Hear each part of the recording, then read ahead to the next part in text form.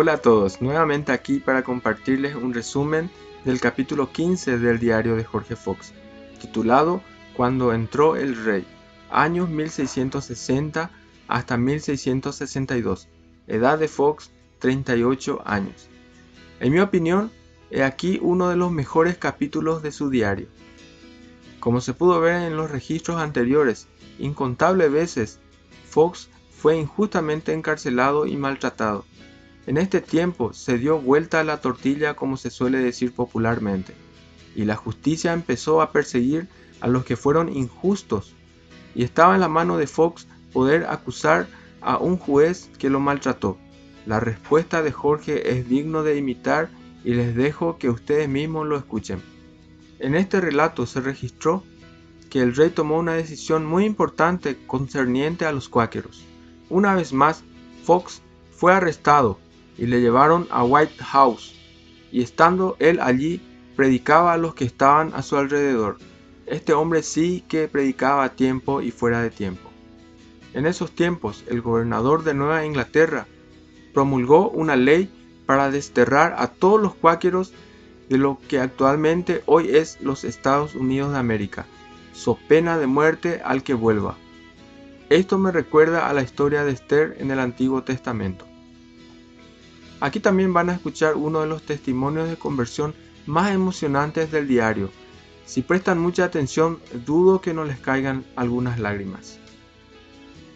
En este capítulo se relata que Fox dio algunos aportes e indicaciones para un libro que fue muy utilizado en las escuelas para la alfabetización de la época.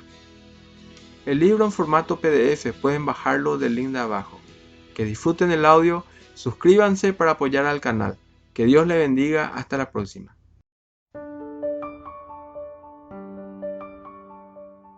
Capítulo 15. Cuando entró el rey. Años 1660 hasta 1662. Cuando se supo que había salido del castillo de Lancaster, unos cuantos espíritus malos y envidiosos se azoraron, y el terror se apoderó del juez Porter, que temía tomara ventaja de la ley que lo condenaba por mi injusto encarcelamiento, y lo hundiera a él, a su mujer y a sus hijos. Tanto más que alguien, muy autorizado, me incitaba a que, a él y al resto, los castigara de un modo ejemplar, mas yo debía dejarlos en las manos del Señor, y si el Señor los perdonaba no debía yo de molestarme por ellos. En esto, vi que mis dolores, a causa de los penosos ejercicios por que pasé en Reading, llegaban a su fin. El infinito poder del Señor era sobre todo y su bendita verdad, vida y luz brillaban por toda la nación. Celebramos gloriosas reuniones, en paz y tranquilidad, y muchos fueron los que llegaron a la verdad. Ricardo Ubertorne había estado con el rey, el cual le había dicho que nadie nos molestaría, siempre que viviésemos pacíficamente, y, habiéndoselo prometido, bajo palabra de rey, le dijo que podía hacer uso de tal promesa. También algunos amigos fueron admitidos en la casa de los lores, con libertad de declarar las razones por las cuales no podían pagar los diezmos, jurar, asistir a las ceremonias religiosas, que se celebraban en los templos, o unirse con otros para rendir culto alguno, y se les escuchó con moderación, lo cual, jamás hubiésemos conseguido bajo los gobiernos anteriores, que nunca nos hubieran concedido tanto favor. Y habiendo hasta 700 amigos en las prisiones, que habían sido condenados bajo el gobierno de Oliver y el de Ricardo, por no seguir los usos del mundo, cuando entró el rey, los puso a todos en libertad. Y, a pesar de que en la batalla de Dunbar, Oliver Cromwell, prometiera al Señor que, de darle la victoria sobre sus enemigos, suprimiría los diezmos etc. Y que de no cumplir tal promesa que lo dejara rodar a la tumba con infamia, cuando el Señor le hubo dado la victoria y llegó luego a ser el jefe, ratificó las antiguas leyes de que, aquel que no pagase los diezmos, pagaría después triple, lo cual sería ejecutado por 2 magistrados de la región, bajo juramento de 2 testigos. Mas, cuando entró el rey, se apoderaron de él, y lo ahorcaron, y lo enterraron bajo Tyburn, rodando hacia la tumba con infamia, y cuando ahí lo vi ahorcado, vi cuán justamente sus palabras cayeron sobre él. Parecía como que, en aquellos días, tenía el gobierno la intención de garantizar la libertad de los amigos, porque se habían dado cuenta de que nosotros habíamos sufrido tanto como ellos bajo poderes anteriores, mas a pesar de ello, siempre que algo favorecía la realización del proyecto, no faltaba algún espíritu inmundo que, simulando estar a nuestro lado, no pusiera algún obstáculo de por medio.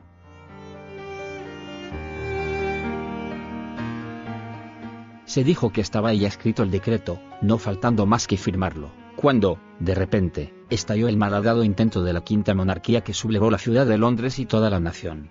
Un primer día, por la noche, habiéndose celebrado aquel día una muy gloriosa reunión, en la que la verdad del Señor brilló sobre todos y su poder fue exaltado sobre todo, a eso de las 12, o un poco después, al redoblar de los tambores se oyó el grito de "a las armas!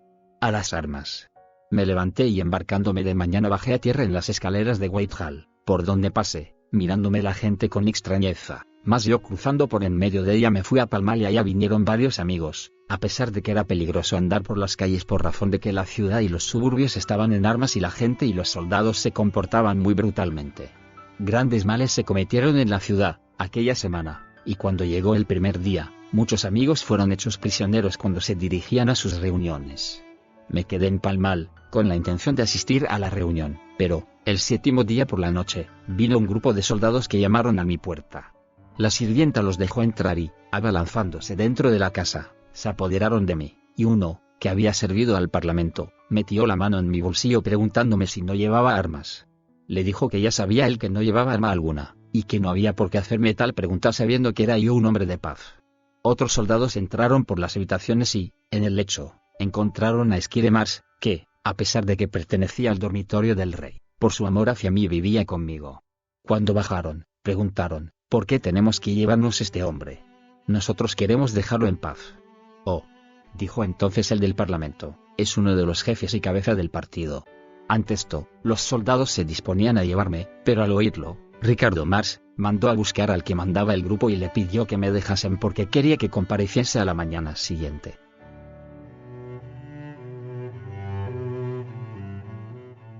Por la mañana, antes de que pudiesen cogerme y antes de que se empezase la reunión, vino a la casa un grupo de soldados de a pie y sacando una su espada la suspendió sobre mi cabeza.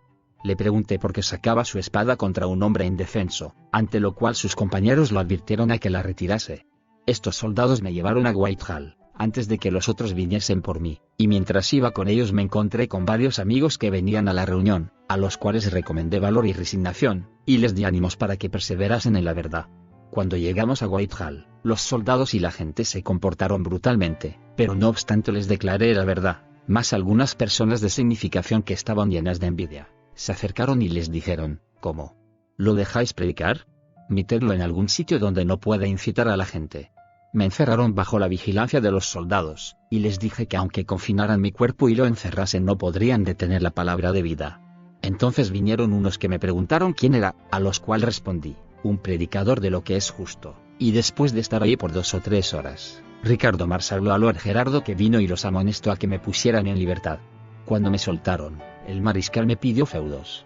Le dije que no le daría nada, por no ser nuestra costumbre, y le pregunté cómo era que me pedía feudos siendo yo inocente. Sin embargo, le añadí que, dentro de mis medios, le daría 2 centavos para que él y los soldados fuesen a beber, pero protestaron de ello tomándolos con desdén y les dije que si no los querían aceptar, que eligiesen, porque no les pagaría feudo alguno. Entonces me dirigí a los guardas, estando sobre ellos el poder del Señor, y luego que hube declarado la verdad a los soldados, me fui calle arriba, encaminándome a una posada, con 2 coroneles irlandeses que venían de Whitehall, en cuya posada estaban presos muchos amigos bajo custodia. Quise que los coroneles hablasen a los guardas para que me dejasen entrar a ver a los amigos ahí presos, pero no quisieron, y dirigiéndome, entonces, al centinela le pedí que me dejase subir, a lo que accedió.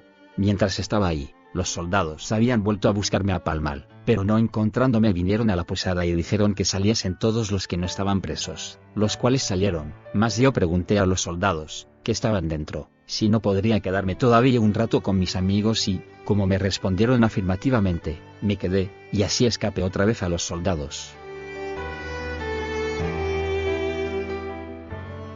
Hacia la noche, fui a Pall Mall para ver cómo estaban los amigos y después de pasar ahí un rato me fui a la ciudad.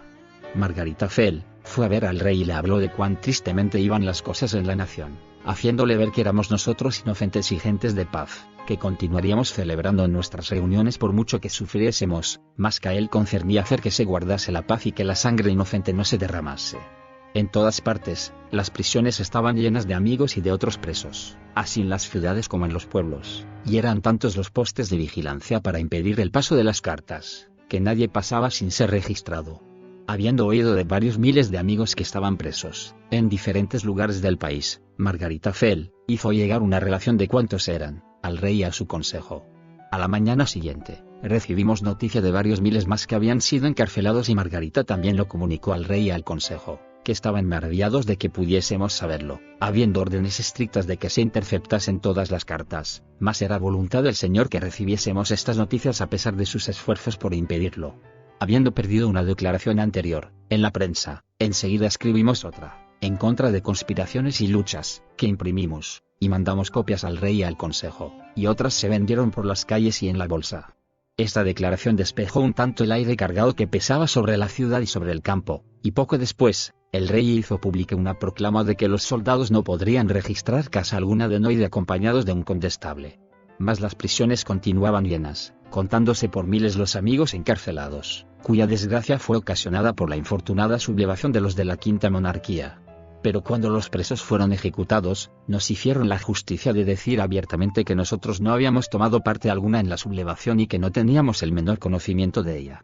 Después de esto, el rey, a quien continuamente estaban importunando para que lo hiciese, publicó una declaración de que los amigos fuesen puestos en libertad sin pagar feudo alguno. Pero gran trabajo, penas y dolores costó el conseguirlo, pues Margarita Fell y Thomas More tuvieron que ir muchas veces a ver al rey. A pesar de que los amigos, encarcelados a causa del levantamiento de los de la Quinta Monarquía, fueron puestos en libertad, no por eso dejaron de molestarlos, en gran manera, en sus reuniones, y pasaron por grandes sufrimientos, porque, aparte de lo que hacían los soldados y oficiales, también venían a las reuniones muchos individuos feroces y brutales.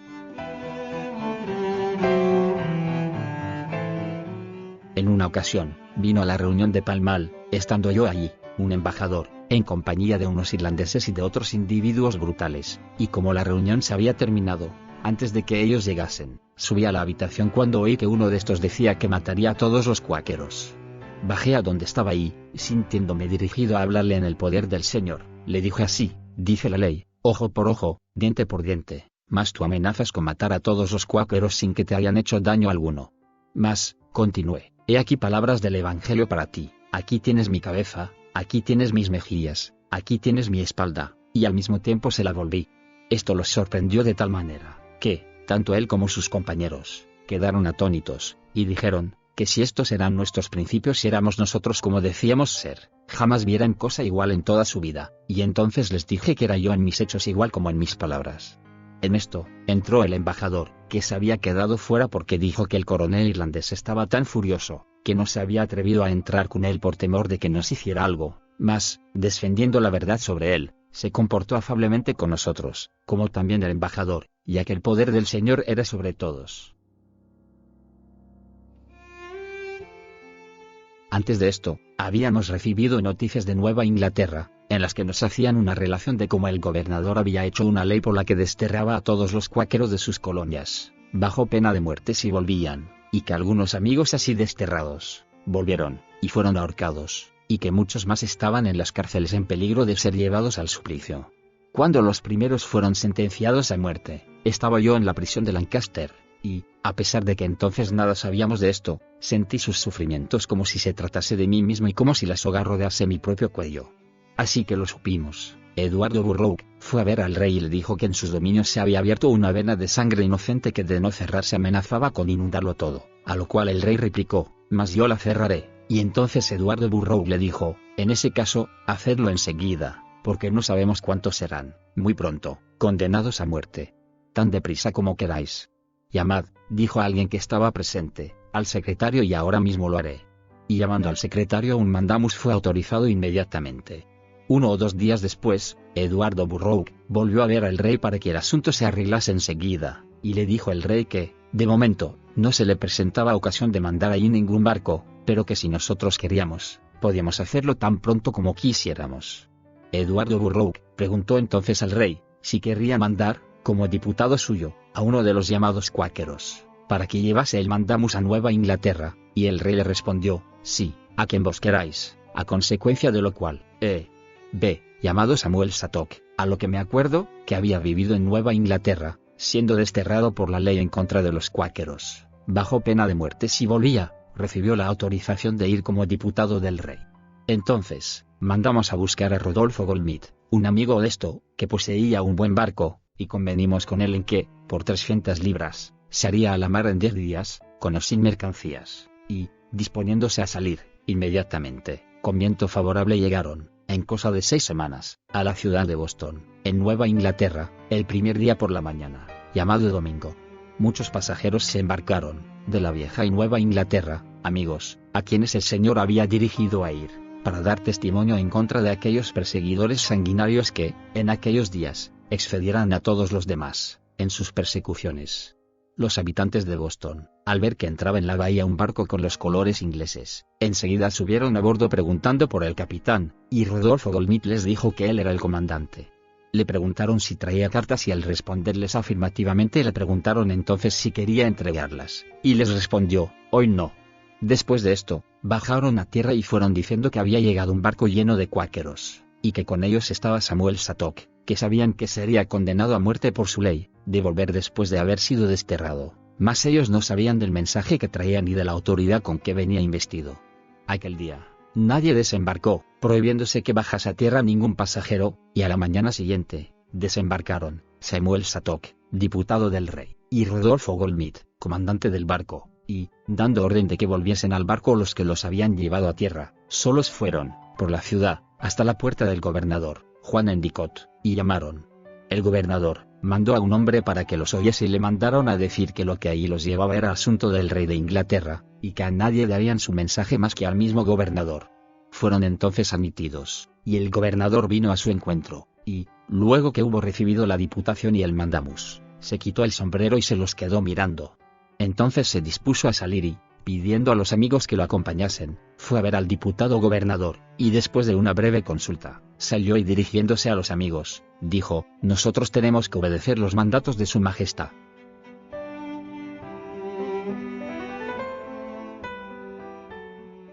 Después de esto, el comandante dio libertad a los pasajeros de que bajasen a tierra, y, como en el momento había corrido por la ciudad lo sucedido, los amigos de la ciudad y los del barco se reunieron para ofrecer alabanzas y gracias al Señor, que de tan maravillosa manera los había librado de las fauces del que iba a devorarlos. Mientras así estaban juntos llegó un pobre amigo que, sentenciado a muerte, por tan sanguinaria ley, había estado algún tiempo preso con grillos, esperando ser ejecutado, y esto se añadió a su alegría, haciendo que elevasen sus corazones en alabanzas al Señor, que eternamente merece gloria, alabanza y honor, ya que solo Él puede salvar a todos los que sinceramente confían en Él. Antes de esto, mientras estaba yo preso en el castillo de Lancaster, se publicó un libro llamado De Battledore que se escribió para demostrar que, en todas las lenguas, la forma tú, es la propia para hablar a una sola persona, y vos a más de una. Esto se probó, en cerca de 30 lenguas, con ejemplos sacados de las escrituras y de libros de texto, que a J. Stubbs y a Benjamin Furley mucho les costó recopilar, por indicación mía, añadiendo yo algunas cosas. Cuando el libro estuvo terminado, se le enviaron copias al rey y a su consejo, a los obispos de Canterbury y de Londres, y a cada una de las 2 universidades, y muchos lo compraron. Entre los muchos disgustos que pasaban los amigos, por cuestiones externas, se referían algunos a la cuestión de sus matrimonios, que muchas veces fueron puestos en duda. Este año, se celebró un juicio en la sala de la audiencia de Nottingham, discutiéndose el siguiente caso. Algunos años antes, 2 amigos se unieron en matrimonio, entre los amigos, y vivieron juntos como marido y mujer por cerca de 2 años, y el hombre murió dejando a su mujer, que estaba encinta, tierras con su debida escritura. Cuando la mujer hubo dado a luz, el jurado presentó al niño como heredero de las tierras de su padre, quedando así legalizado. Más tarde, otro amigo se casó con la viuda y después de esto, un hombre, que tenía algún parentesco con el primer marido, puso pleito en contra del amigo que se había casado con la viuda, intentando desposeerlos y privar al niño de su herencia en beneficio propio, por ser él el heredero más próximo del muerto, y para conseguirlo, intentó probar que el niño era ilegítimo alegando que el matrimonio no se había celebrado de acuerdo con la ley. Al abrirse la causa, el consejo que hacía la demanda empleó palabras de lo más indecentes refiriéndose a los amigos, diciendo, además de otras pésimas expresiones, que se aparejaban como las bestias. Luego que los consejos de ambos lados hubieron alegado sus razones, el juez, que era el juez Archer, tomó el asunto por su cuenta, y lo expuso al jurado diciéndole que, en el paraíso, había habido un matrimonio cuando Adán tomó a Eva y Eva tomó a Adán, y que era el consentimiento de las dos partes lo que hacía válido el matrimonio. En cuanto a los cuáqueros, dijo que no conocía sus opiniones, pero que no creía que se uniesen como las bestias, según se había dicho, sino como cristianos, y, a consecuencia de todo lo dicho, resultaba que el matrimonio era legal y el niño heredero legítimo. Y para mejor satisfacer al jurado, le puso el siguiente ejemplo, con esta intención. Un hombre que, débil de cuerpo, yacía en el lecho, quiso casarse en tal estado, y para ello declaró, ante testigos, que tomaba por esposa a la mujer elegida, la cual también declaró que tomaba a aquel hombre por marido. Este casamiento fue después llevado a juicio y, según dijo el juez, todos los obispos de aquella época decidieron que el matrimonio era legal. Ante esto, el jurado dio el veredicto en favor del niño y en contra del hombre que lo había querido desposeer de su herencia.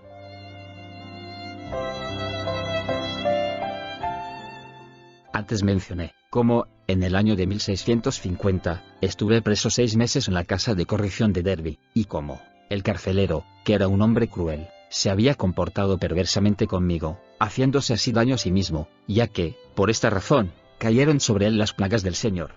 Este hombre, después se convirtió de la verdad y me escribió la siguiente carta. Querido amigo, teniendo a mano un mensajero conveniente, no puedo menos de escribirte, dándote una relación de mi estado presente, en recuerdo de que, cuando mi primer despertar al sentido de la vida, y al principio interior, Dios se plació en usarte a ti como instrumento. De modo que algunas veces me siento arrebatado de admiración de que ello sucediera por los medios que sucedió, o sea, que la providencia ordenase que fueras tú mi prisionero, para que por vez primera tuviese yo una real visión de la verdad, y esto me hace pensar más de una vez en la conversión del carcelero por los apóstoles. Oh, feliz, Jorge Fox, el primer aliento que de vida se respiró dentro de los muros de mi casa. A pesar de que mis infortunios materiales han sido muchos desde aquellos días, que nada soy ya en el mundo, espero que después, todas estas ligeras aflicciones, que no son más que momentáneas, contribuirán a darme una mucho mayor y eterna gloria. Todo me lo han quitado, y ahora, en vez de ser el guardián de la prisión, estoy más bien esperando la hora en que yo mismo sea prisionero. Ruega por mí, que mi fe no decaiga, sino que en alto la mantenga hasta el día de mi muerte, para que así pueda recibir la corona de vida. Grandes deseos tengo de saber de ti, y de tu estado, que tanto gozo me daría, no poseyendo, en el momento, más que mi dulce amor por ti y por todos los amigos cristianos que contigo están, tuyo quedo en Jesucristo. Thomas Sharman. Derby, el 22 del cuarto mes de 1662.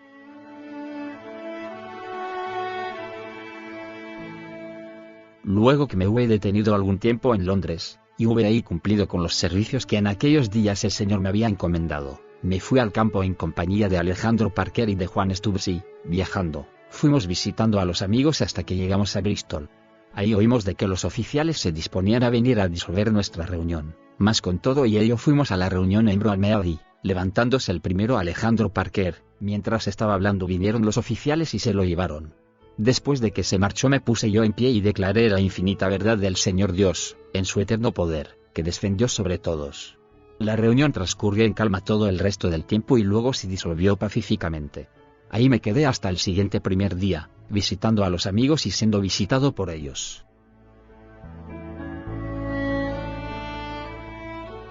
El primer día siguiente, varios amigos vinieron a casa de Eduardo Payot, donde había yo pasado la noche, e hicieron grandes esfuerzos para persuadirme de que no fuese aquel día a la reunión, pues, según decían, los magistrados habían amenazado con prenderme, habiendo ya movilizado las milicias. Mas yo quise que fuesen a la reunión sin decirles lo que intentaba hacer, y luego dije a Eduardo Payot que tenía la intención de ir yo también, y entonces él mandó a su hijo que me enseñara el camino desde su casa a través de los campos. Cuando me encaminaba a la reunión, me encontré con varios amigos que venían a impedir que fuera y que hicieron todo lo imaginable para detenerme. ¡Ay!, decían los amigos, ¿pero qué? ¿Quieres ir a meterte en la boca del lobo? Los aparté y, siguiendo adelante, cuando llegué a la reunión, Margarita Thomas estaba hablando, y cuando hubo terminado, yo me puse en pie.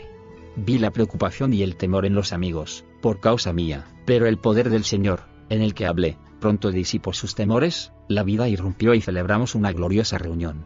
Luego que hube terminado con todo cuanto recibiera del Señor para decir en aquella reunión, me sentí dirigido a rezar, y volviendo luego a ponerme en pie, Dije a los amigos, que bien podían ver cómo había un Dios en Israel que podía libertar. Fue esta una larga reunión muy fervorosa, la verdad fue sobre todos, la vida fue exaltada, difundiéndose por todos, y luego nos separamos en paz.